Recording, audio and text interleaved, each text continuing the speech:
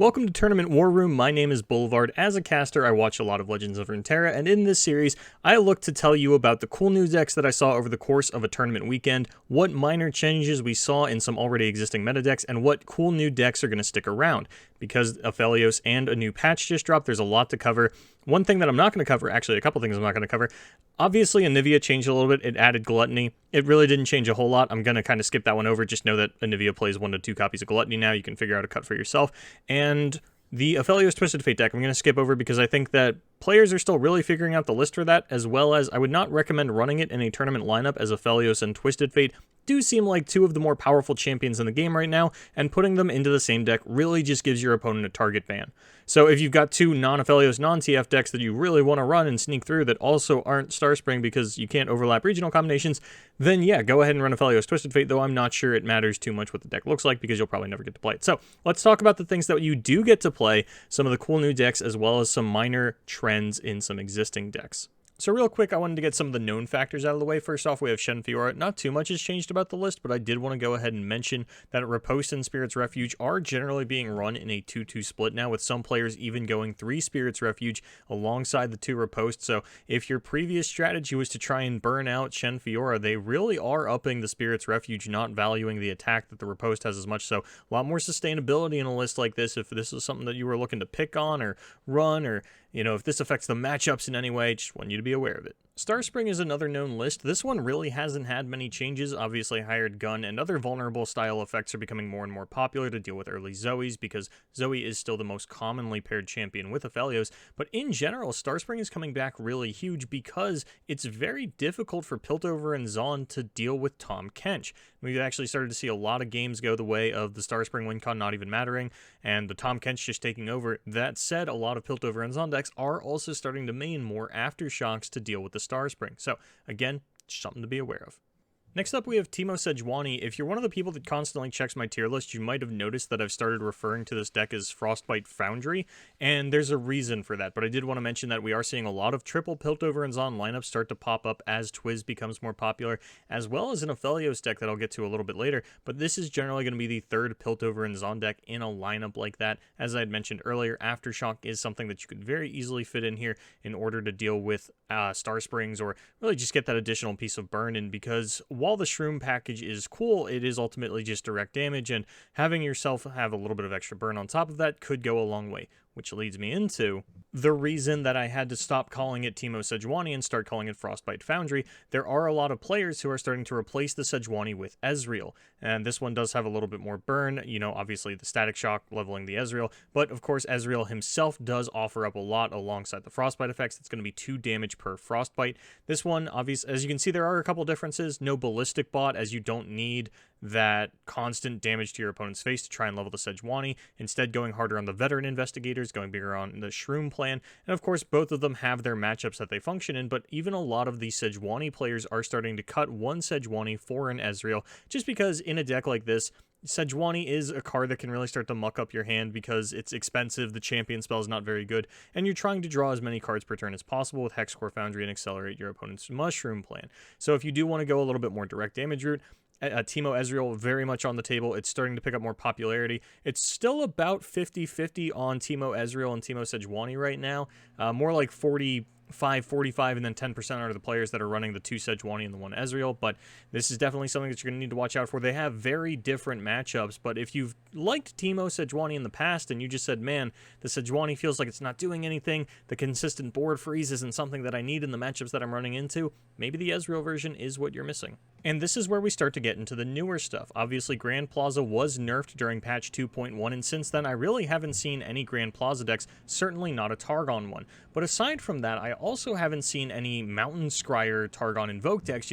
Generally you were running 38 Targon cards alongside the 2 Atrocities. Some players were starting to splash a little bit more removal, like Vengeance and Ruination, but things have completely changed. With the way that the meta shook out, I haven't seen a single Mountain Scryer deck, at least not one that performed.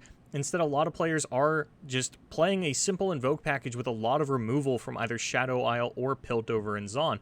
I'll get into the Piltover and Zon version in a second here, but the Shadow Isle version, you're seeing the Box and Withering Wail and Grasp of the Undying. Grasp and Box, great for killing Twisted Fate. Withering Wail, of course, going to do phenomenal against the Twiz boards, all those Burble Fish and things like that, as well as just one of the more efficient ways to kill Twiz, or Fizz rather, on your own Zoe. There's a lot of 1 HP units in the game that you need to worry about, and the Fangs has replaced Solari Sunforger in pretty much every list that I've seen. Part of it being that because you're not Mountain Scryer anymore, you have a little bit less Invoke, but you still want to play the Sky's Descent, so you need an additional way to get those down. You know, just keep the Celestial train coming. As well as you're not seeing a lot of aggro, so the 5 immediate lifesteal, not really as important, and the consistent lifesteal that you can get out of just a unit having it permanently is great. If your opponent throws a Mystic Shot at the Fangs, yeah, you're going to be a little upset about it, but at the end of the day, it did still replace itself, so the Fangs really overtaking Solari Sunforger, which might, you know, be something to pave the way for aggro a little bit more. It's not as big of a swing. We're not seeing Grand Plaza, so there's no single combat like there used to be to really guarantee that lifesteal on the turn that a big unit like this comes down. But ultimately, this is the standard sort of Invoke deck that we are seeing for now. Really, really popular.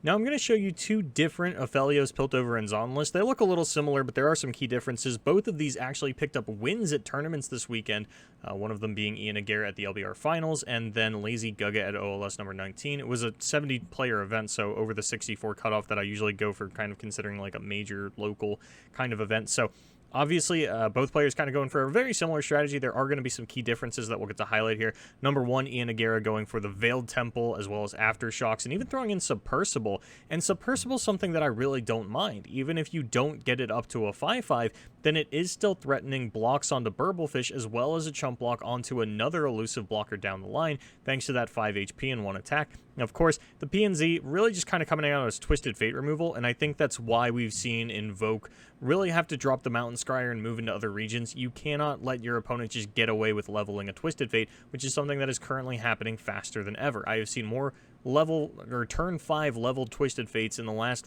2 days than I have in, you know, the 6 months since Twisted Fate's release. Longer than that, actually. I think it was like 8 months since TF came out. You get the idea that I'm going for here. So it is a card that you need to be very cognizant of when you're deck building, and while the Invoke package is still very strong, you can't really all in on it like you used to. Now, there's some debate about whether or not you want to ban Twisted Fate and go into that, but we can talk about that at a later time, especially as we approach the seasonal. For now, let me show you the second list. One of the key differences you're going to notice here right off the bat is that we traded out Veiled Temple, and we put in Tri-Beam Improbulator as well as Get Excited.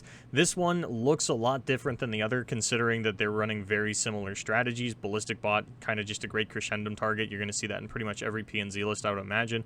But this one definitely going more for that Tri-Beam value, identifying that Ezreal Draven was a very good deck. It's not really the Farron nerf that hurt it. It's more so how bad Ravenous Flock and Noxian Guillotine, and by extension Scorched Earth, feel into this meta. Generally, when something gets damaged, it's dying, and you can't afford to spend a spell damaging something and then using another card to kill it, because you're going to get buried in card advantage by all of these Aphelios and Twisted Fate decks that we have running around. So instead, you get to maintain your own advantage by playing the Invoke strategy, and you get to keep the most powerful card in Ezreal Draven, Tri-Beam Improbulator.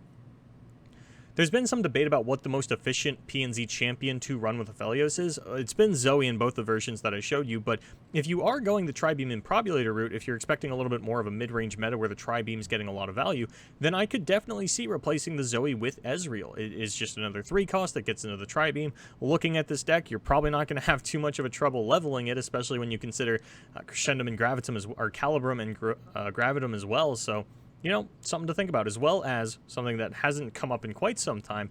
Putting Severum onto Ezreal does get you back a considerable amount of life. We used to see Spirit's Refuge in Karma Ezreal, you know, bring players back from the brink of death, and, you know, it's something to consider. We'll have to check back next weekend and see if anybody has gone for that kind of strategy, replacing the Zoe with the Ezreal. I don't remember seeing any Aphelios Ezreal this past weekend, but I am optimistic for the future of it. But yeah, this is probably here to stay. The fact that it picked up 2 wins in 2 separate events opening weekend with 2 very different builds makes me very optimistic for the future of Piltover and Zon Aphelios, and triple PNZ lineups as a whole.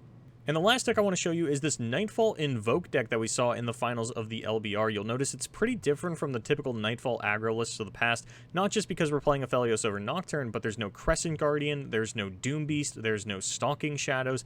All those aggressive tools were cut. We've got a little bit more Invoke with the Fangs and the Eclipse Dragon, as well as a lot of combo potential with something like the Veiled Temple. I do want to mention that the 2 games that I did actually get to see this deck play, both of its wins were picked up with Atrocity, so I am a little curious about the finishing power of a deck like this. But I think that for a really early version, it's, you know, it's got some tools there. The Veiled Temple, this is probably one of the better combo decks that you're going to be able to get through with that card. That's not reliant on it, and also isn't going to get banned because it's not Aphelios Twisted Fate, as I had mentioned earlier. Probably always going to get that deck banned, but I did want to bring this to light because I was impressed with the way that it played, and I think that there's a really good shell here. I think it's pretty far away from the end product. I'm not even sure if there's going to be time to get it there before the seasonal tournament, but I thought this was a super cool deck that might be here to stay, might just kind of be fringe playable. But if you really liked the idea of Nightfall, but you didn't really like the aggressive way that you had to play it in the past, maybe this is something that you can screw around with, and I am really curious to see how this deck evolves moving forward, or if this was just a flash in the pan, one-time thing. And that's what you missed if you had a busy weekend and didn't get a chance to check out any sick Legends of Runeterra tournament action. Now, I don't have any announcements for the end of the video, so I'm just going to end it. My name is Boulevard, thank you so much for watching, and as always, good luck in your tournaments.